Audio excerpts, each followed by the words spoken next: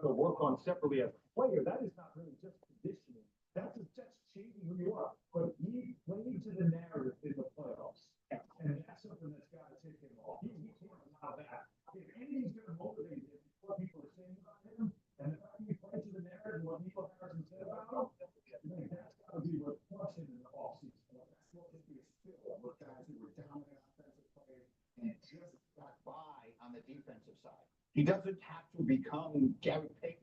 He just has to become not a ridiculous liability.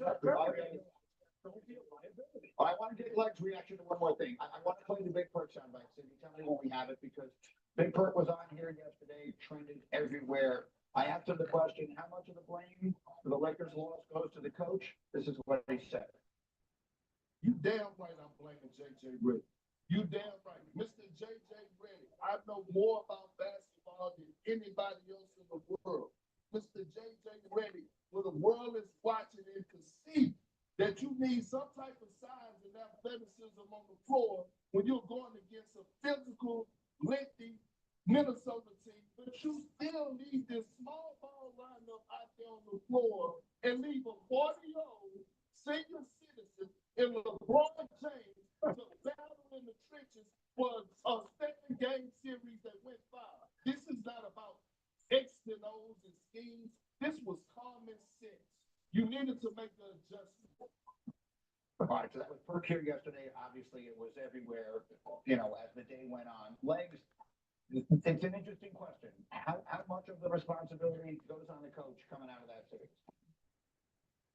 A lot. I think the majority of it for the Lakers, honestly. I agree with a lot of what Kendrick Perkins just said. I'm watching these games saying, you've got to be kidding me that you're going to marry yourself to the ideology to this extent, that you're not going to adjust at some point, particularly over those last couple of games, when you got Jackson Hayes sitting.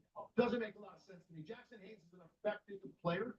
The thing that really kind of blew me away at the first post-game presser JJ had right after the loss was when he talked about the trade-off and not having a you know, offense if you play Jackson Hayes. I'm sitting there going, wait a second. You've got LeBron James, Luka Doncic, Austin Reeves, and Rui Hachimura. You don't have enough offense on the floor by Jackson Hayes? First of all, it's exactly the type of spacing that Luka thrives on. Having that guy rim run to put the thought in your head, because no one delivers lobs off the dribble like Luka Doncic does once he gets into the paint.